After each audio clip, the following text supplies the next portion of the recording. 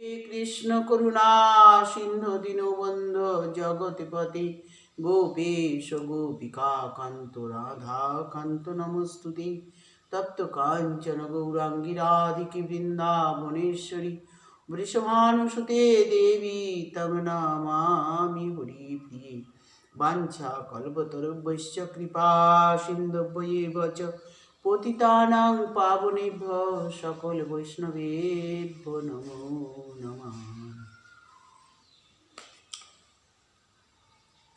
অত্যা আহার বৃতাশ্রম বৃথা বহু কথা ভজন নিয়ম ত্যাগ বহু সঙ্গ যথা বিষয় লালসা এই ছয়ে ভক্তি নাশ এসব থাকিতে নয় ভজনে উল্লাস।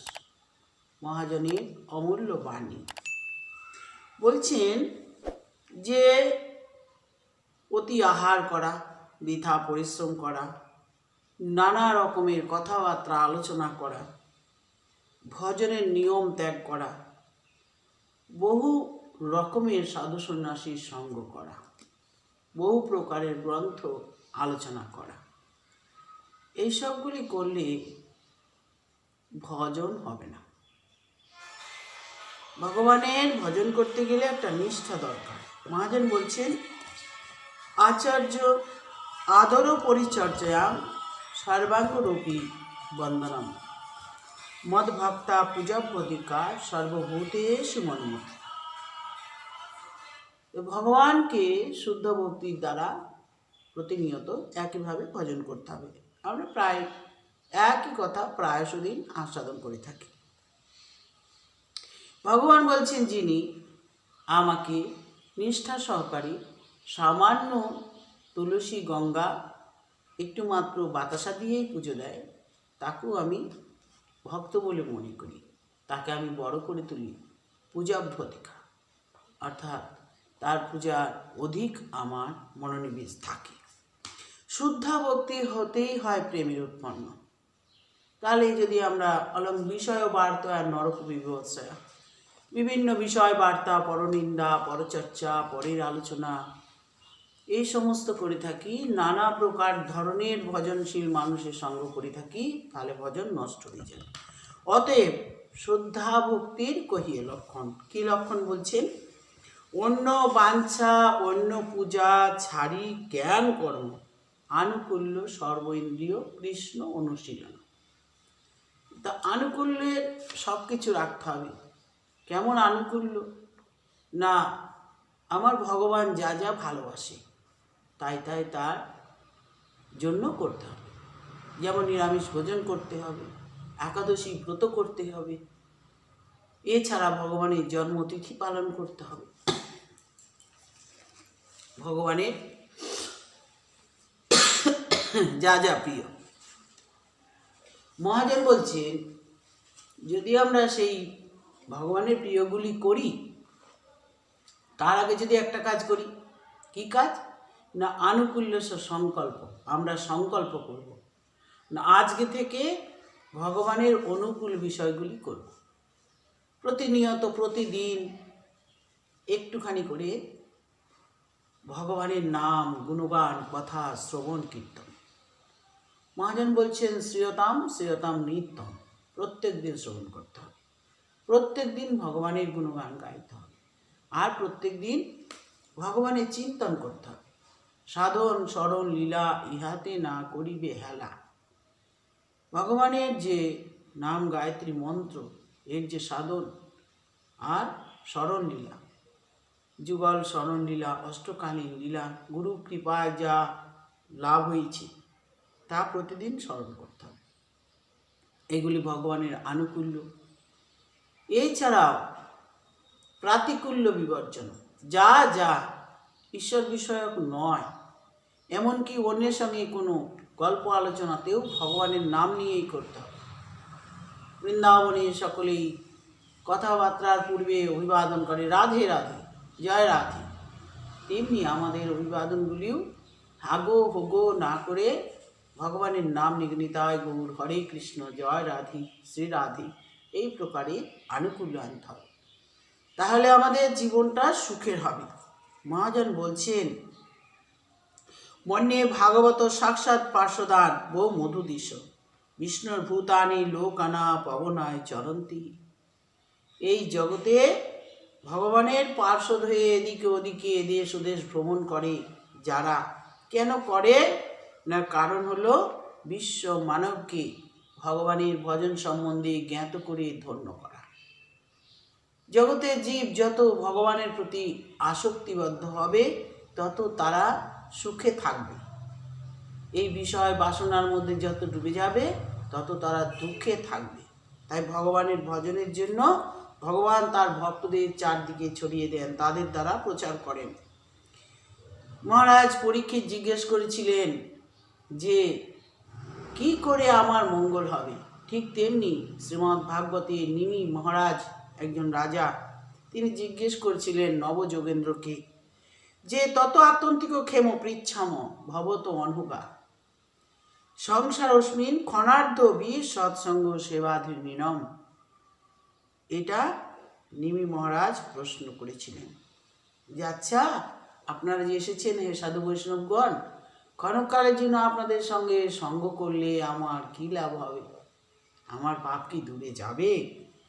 মহতের সঙ্গ, এইকে সেবাধি বলা হয়েছে।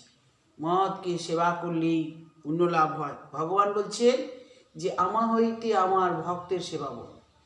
যখন হাতির পায়ে ধরেছিল ত্রিকুট পর্বতের নিকট সরোবরে 1000 হস্তিনী নিয়ে হাতি যখন জলকেলি করছিল, তখন তার পায়ে একটা কুমির ধরেছিল। সেই হাতিটিও ছিলেন অভিশপ্ত মহারাজ প্রতাপরুদ্রের জন্ম হয়েছিল হাতিরূপে, আর ওই কুমিরটিও ছিল একটি গান্ধর্ব, তার নাম ছিল হু হু গান্ধর্ব। তো যখন হাতি দেখলো আর বাঁচার কোনো উপায় নাই, তখন সে কি করেছিল না একটা পদ্ম ফুল ছুঁড়ে নিয়ে অস্তাচলভাবে তাকিয়ে, আর তো আমার মাথাটা এখনই সব ডুবে যাচ্ছে, আমি তার বাঁচবো না, তাই হে প্রভু এই ফুলটা তোমায় দান করলাম, তুমি এই পুষ্পটি গ্রহণ করো, আমার জীবন অবসান হয়ে গেল। ভগবান তৎক্ষণাৎ কী করলেন না গিয়ে কুমিরটার গলাটা কেটে দিলেন। কৃপাময় ভগবান, কুমিরটাকে আগে মারলেন কেন? না হাতিটা তো ভগবানকে ডেকেছে, যে ভগবানকে ডাকে তাকে কি বলে? ভগবানের ভক্ত বলে। তা হাতিটা ভগবানকে ডাকলো, সেই ভগবানের ভক্ত হলো। আর ভক্তের চরণ ধরে যে ভগবানের কাছে আসে তার তাড়াতাড়ি উদ্ধার হয়। তাই ভগবান বলছেন মদ ভক্তা পূজাভ্যধিকা, আমা হইতে আমার ভক্তের পূজা বড়, বেদ ভাগবত শাস্ত্রে কহিলাম আমি দৃঢ় করে বলে দিলেন। তাই আগে ভক্তকে উদ্ধার করেন, ভক্তের ভক্তকে, তারপর নিজ ভক্তকে। তাই বলছেন যে মানব সংসার বন্ধন ছিন্ন করতে গেলে কার সাহায্য নেই? না সাহায্য নিতে হবে সাধু বৈষ্ণব, তাদের কাছে গিয়ে ভক্তি লাভ করার প্রয়াস করতে হবে। আর ভক্তি যখনই লাভ হবে তখনই সেই ভগবানকে, ভগবানের সম্বন্ধকে জানতে বুঝতে পারবে। এই ভক্তিটাকে কি বলা হয়েছে? নিধি। নিধি মানে কি? যে অতি বড় সম্পত্তি যার জন্মায় তাকে বলে যে নিধি। তাই সেই সম্পত্তিটা কি না ভক্তি। ভক্তি যখনই হবে তখনই ভগবানের ভক্তের সঙ্গ হয়ে যাবে আর ভগবানকে লাভ করবে। এই জগতে মহতের সঙ্গকে বলা হয়েছে নিধি। যখন সাধু বৈষ্ণবের সঙ্গ হবে, দর্শন শাস্ত্রে এসব কথা উল্লেখ করেছেন। মহাজন বলছেন শিশু যখন জন্ম নেয় তখন সে কী করে না মায়ের স্তন্য পান করার জন্য চেষ্টা করে। এটা একটা জনিগত সংস্কার। একটা টিকটিকির বাচ্চা উপর থেকে পড়ে ডিমটা পড়ে গিয়ে ফেটে গিয়ে বাচ্চাটা বার হয়ে খানিকক্ষণ চুপ করে থাকে, তারপর সামনে একটা পোকা পেলেই জিভ বার করে সে খেয়ে নেয়, কারণ এটা জনিগত সংস্কার। এগুলো কোথা থেকে পেয়েছে না ভগবানের সৃষ্টি থেকেই আমাদের এগুলো জনিগত সংস্কারগুলি আছে। তেমনি আমাদের মধ্যে ভক্তি আছে। এই ভক্তিটা কখন প্রচার হয়, প্রকাশ হয় না যখন আমরা সাধু বৈষ্ণবের সঙ্গ লাভ করি, এই জীবন রক্ষার চেষ্টা করি, তখনই ভক্তির পরম্পরা আসে। মহতের মুখে হরিকথা শ্রবণ করলে সেই শক্তিশালী হরিকথা আমাদের ভিতরকার ভক্তিটিকে প্রকাশ করিয়ে দেয়, আর জীবনে ভক্তি শুরু হয়ে যায়। ভক্তি সাধনাতে দুটি বস্তু লাভ হয়, একটা শ্রেয়, একটা প্রিয়। প্রিয় বলতে এই জগতে যত প্রিয়তা, আর শ্রেয় হচ্ছে ভগবানের প্রতি প্রিয়তা। এই দুটির মধ্যে আমাদের বেছে নিতে হবে। তাই ভক্তিতে জীব যখন উপর দিকে উঠতে চেষ্টা করে, তখন সাধু, গুরু আর শাস্ত্রকে সে ছাড়ে না। সাধু, শাস্ত্র, গুরু, বাক্য ইহাতে করিয়া ঐক্য, আর না করিও কোনো আশা। এই তিনটে নিয়েই প্রেম জলে ভাসো।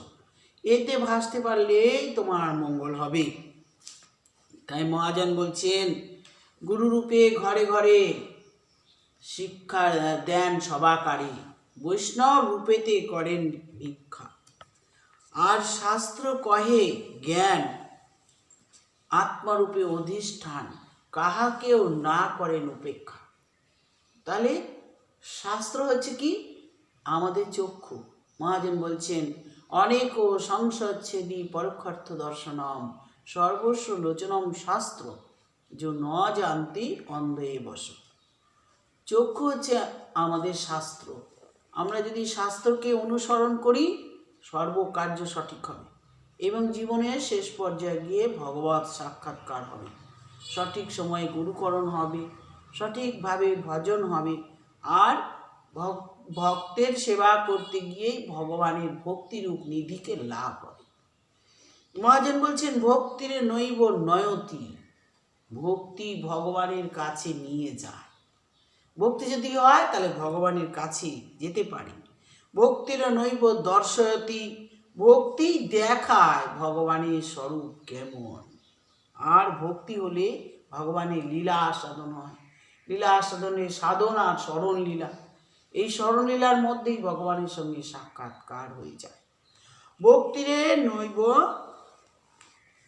দর্শয়তি, ভক্তি দেখায় ভগবান কি? ভক্তি বশ পুরুষ। ভগবান কার বশ? ভক্তির বশ। যার যত ভক্তি, ভগবান তার কাছে তত বশ। আমরা প্রমাণ পেয়েছি মহারাজ ধ্রুব, উদ্ধব, অম্বরীশ, এইসব মহারাজদের কাছে আমরা পেয়েছি ভক্তি। এমনকি মহারাজ মুচকুন্দ, তিনি সত্যযুগের রাজা ছিলেন। খানিকক্ষণের দেবতাদের সঙ্গে ওঠা বসা, তারপর অসুরদের সঙ্গে যুদ্ধ করে দেবতাদের জয়ী করে দেওয়া। অল্প সময় আছে, দেবতাদের বললেন, আমার আর কতটুকু সময় দেহ ধারণ করার ক্ষমতা আছে? বলল, মাত্র আর 4-5 মিনিট। তাহলে কি করা যায়? না, বৃন্দাবনে গিয়ে, খট্টাঙ্গ মহারাজ বৃন্দাবনে গিয়ে ভগবানের নাম করলেন আর উদ্ধার হয়ে গেলেন। ঠিক সেই রকম মুচকুন্দ মহারাজ, তিনি বললেন, আমার রাজ্যই যখন না নেই, যখন সময়কাল পার হয়ে গিয়েছে, দেবলোকে বাস করি, তাহলে আমি একটু বিশ্রাম করতে চাই। আমাকে যে জাগাবে সে কিন্তু ভস্ম হয়ে যায়। এত বড় ক্ষমতা ভক্তির। তাই এই প্রকারে মহারাজরা তারা ভজন করে দেবতাদের কাছ থেকে এই ভক্তি সম্বন্ধীয় বস্তু লাভ করেছেন। অষ্টসিদ্ধি নবনিধিতে অনায়াস পাওয়া যায়। তাই বলছেন, ভক্তির এব ভূয়সী, শ্রেষ্ঠ সাধনা হচ্ছে ভক্তি লাভ করা। তাই যত সাধনা তা ভক্তি লাভ আমাদের করতেই হবে, আর ভক্তির মাধ্যমেই ভগবানকে পাব। মহাজন বলছে যে অসৎ বস্তুতে সদ্বুদ্ধি করা, স্ত্রী পুত্র সংসার এতে আসক্তি হওয়া, এর জন্য পাগলামি করা, এগুলো ভক্তির লক্ষণ নয়, এগুলো উদ্বিগ্ন বুদ্ধি। তাই উদ্বিগ্ন বুদ্ধি থাকলে হবে না। ভাবের অঙ্কুর আমাদের জন্মায় 9টা প্রকার। বলছেন, ক্ষান্তি, অব্যক্ত কালোত্তম, বিরক্তি, মানশূন্যতা, আশাবদ্ধ, সমুৎকণ্ঠা, নামগারী, সদারুচি। ভগবত গুণাখ্যানে আসক্তি করতে হবে, আর তৎ বসতি স্থলে প্রীতি রাখতে হবে। ভগবানের বসত কোথায়? না নবদ্বীপ, বৃন্দাবন, নীলাচল, কালনা, এইসব জায়গায় ভগবানের বসত। ভগবান এইসব জায়গায় লীলা করেছেন, আর অদ্যাপিও সেই সমস্ত লীলা করছেন। যারা কালনা নিতাই গৌর মন্দির সম্বন্ধে জানেন, তারা জানেন কি যে এখনও নিতাই গৌর পালকি করে গঙ্গার তীরে ভ্রমণ করতে যায় প্রভাত বেলায়। ভগবানকে যদি ভ্রমণে না নিয়ে যাওয়া হয়, ভগবান মন্দির থেকে অন্তর্হিত হয়ে ভ্রমণ করে বেড়ান। এমন যে নিতাই গৌর অদ্যাপিও কালনায় লীলা করছেন, নবদ্বীপে শ্রীমান মহাপ্রভু নৃত্য করছেন। প্রতিদিন শ্রীবাস আঙিনায় তার হরিনাম সংকীর্তনের প্রহরা চলে। লীলা চলে, ভগবান নীল মাধব জগন্নাথ বলরাম সুভদ্রা রূপে বিরাজ করছেন।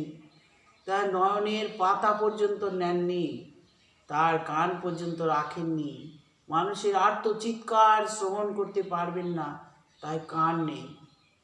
চোখের পাতা নেই কেন? তিনি বলছেন, আমি চোখে পাতা থাকলে ভক্তদের দেখতে পাবো না।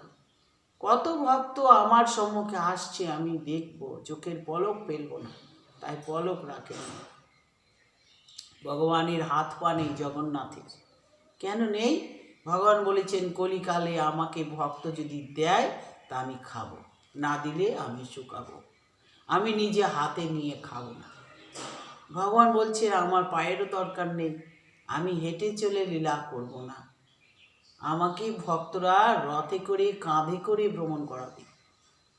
তাহলে ভগবান ভক্তদের কত ভালোবাসেন, আর ভক্তকে ভালোবাসেন বলেই তিনি এরকম রূপে জগন্নাথ ধামে সাক্ষাৎ বিরাজ করছেন, ভক্তদের সঙ্গে লীলা করবেন বলে। তেমনি বৃন্দাবনে ভগবান হই হই রই রই করে গোচারণ করে বেরিয়েছেন। গোচারণে গিয়ে এক এক দিন এক একটি লীলা করেছেন। আর প্রতিদিন গোচারণ থেকে যখন ফিরে এসেছেন, তখন সেই সখীগণ গোপীগণ কৃষ্ণকে দেখবার জন্য প্রদীপ জ্বালিয়ে রাস্তার ধারে দাঁড়িয়ে থেকেছে। হে কৃষ্ণ দয়াময় করুণাময়, তুমি সারাদিন থাকো না, আমাদের বড় কষ্ট হয়। রাধারানী বলেছেন, সখা কি আর বলিব আমি, জীবনে মরণে জনমে জনমে প্রাণনাথ হয়ে তুমি।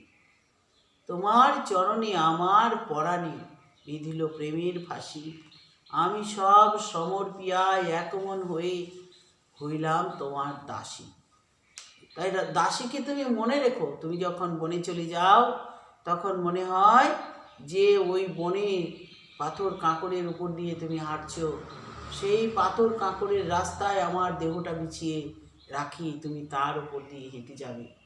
মনে হয় ফুলের চাদর বিছিয়ে রাখি, তুমি তার উপর দিয়ে হেঁটে যাবে।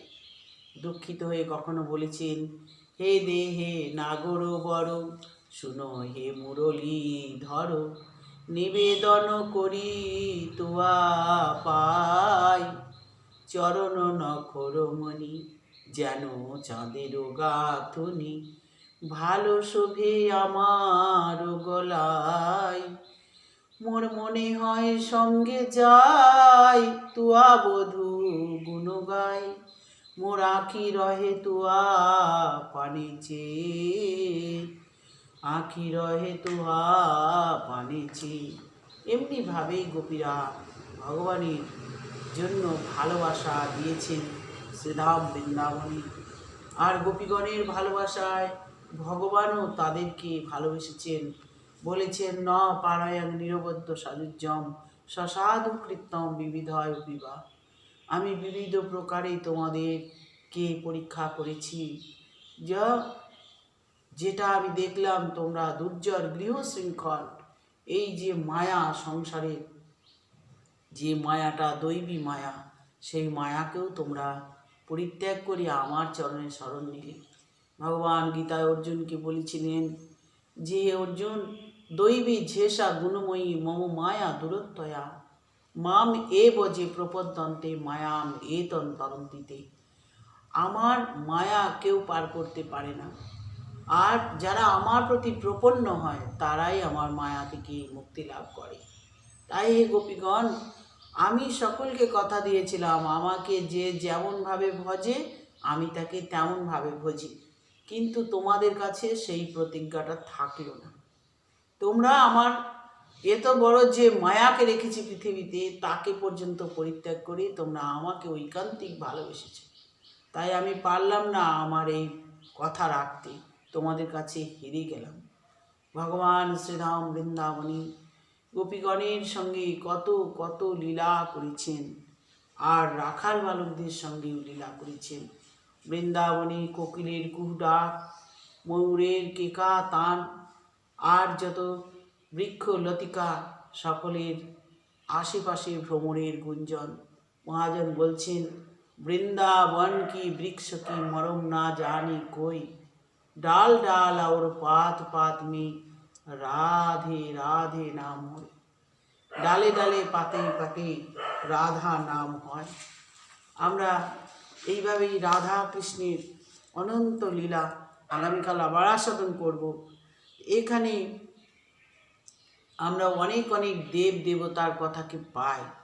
শ্রীমদ্ ভাগবতের টিকায় বলছেন যে দেবশিল্পী যে বিশ্বকর্মা, স্কন্দ পুরাণ অনুসারে অঙ্গিরার জ্যেষ্ঠ পুত্র বৃহস্পতি, তার ভগিনীর নাম ছিল ভুবনা।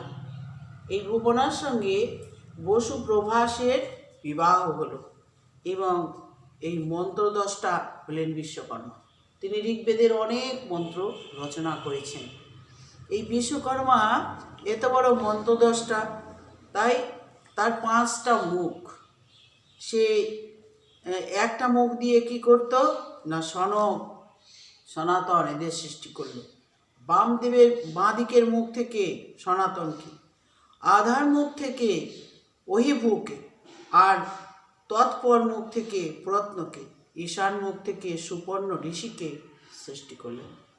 এত বড় তার প্রভাব দেখে তার স্ত্রী কিছু সৃষ্টি করতে প্রয়ত্ন করেছিলেন, এবং বিশ্বকর্মার স্ত্রী ছিলেন গায়ত্রী দেবী।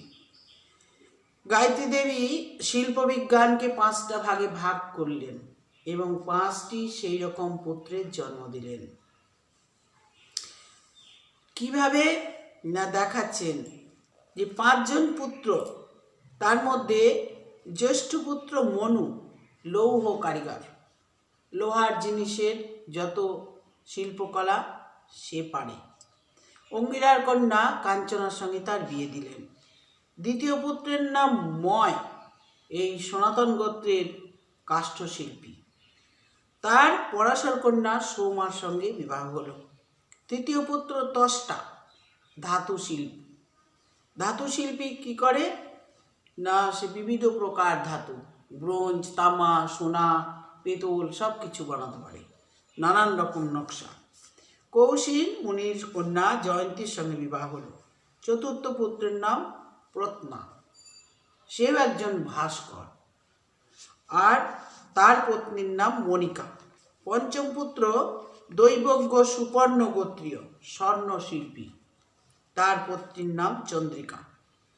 এই যে দেবতাদের বাসস্থান, স্বর্গপুরী, ইন্দ্রপুরী, যমপুরী, কুবেরপুরী, রাবণের লঙ্কাপুরী, শিবমণ্ডলপুরী, দ্বারকাপুরী, শ্রীকৃষ্ণের প্রাসাদ, এই সমস্তই কিন্তু বিশ্বকর্মার সৃষ্টি।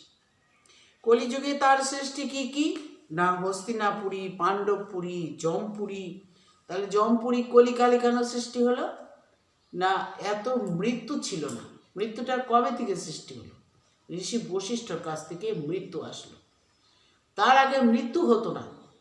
ঋষি বশিষ্ঠ তার 1000 পুত্রকে হারিয়ে মনের দুঃখে চিন্তা করেছিলেন, আমি এবার প্রাণ ত্যাগ করব। তো তিনি হিমালয়ের পাদদেশে পৌঁছে ধীরে ধীরে উপরের দিকে উঠলেন এবং সেখানে উঠে লতা পাতা দিয়ে হাত পা বেঁধে তিনি একটা স্রোতস্বিনী ঝর্ণাতে ঝাঁপ দিলেন। কিন্তু সেই ঝর্ণাটা কী করলো, নদীতে বইয়ে নিয়ে এসে তার সমস্ত বাঁধন খুলে দিয়ে ঋষিকে ঢেউ দিয়ে ডাঙায় তুলে দিল। মৃত্যু হলো না। ঋষির প্রবল শক্তি, তিনি মন্ত্র বলে ওই নদীকে টেনে আকর্ষণ করে নিয়ে আসলেন। দেবী রূপে এসে দাঁড়ালো। তো বলছে, তোমার কি নাম? বললো, আমি জানি না।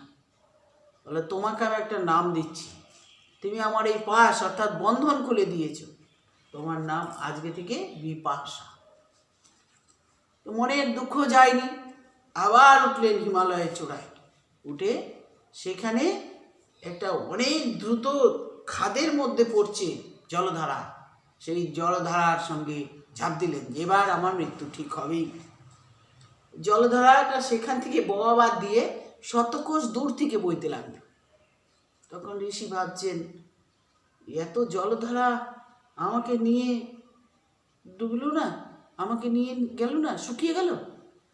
ঋষি তখন মন্ত্র বলে তাকে আকর্ষণ করলেন। বলছি, তুমি এত দূরে শতক্রোশ দূর থেকে বইতে লাগলে মানে কি?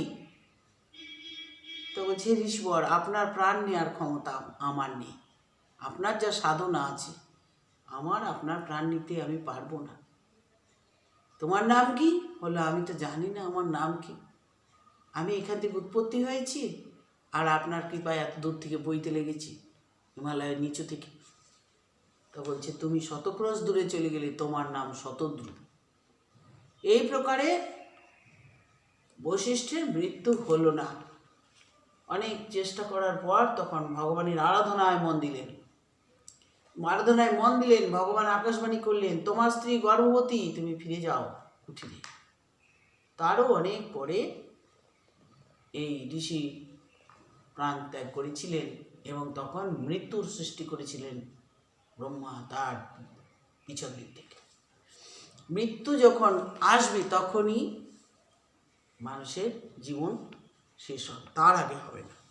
এইভাবে জমপুরি, এছাড়া শিবের ত্রিশূল, সুদর্শন চক্র, কালদণ্ড, জমের কালদণ্ড, যার দ্বারা বিচার হয়, দধিচির অস্থি দিয়ে বজ্র নির্মাণ করেছিলেন। আর যে রথে করে মহাদেব তারকাসুরকে বধ করেছিলেন, সেই রথটিও বিশ্বকর্মার।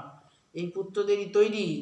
দুর্গার হাতের একটা কুড়ুল থাকে না, কুঠার, সেটাও অবেদ্য কবচ, এই সমস্তই বিশ্বকর্মার সন্তানদের প্রস্তুত করা। গীতা গৌর হরিবোল। আমাদের তো শোনার আছে অনেক কথা, কিন্তু আমরা অল্প অল্প করেই আস্বাদন করব। সকল ভক্তচরণে কোটি নমস্কার।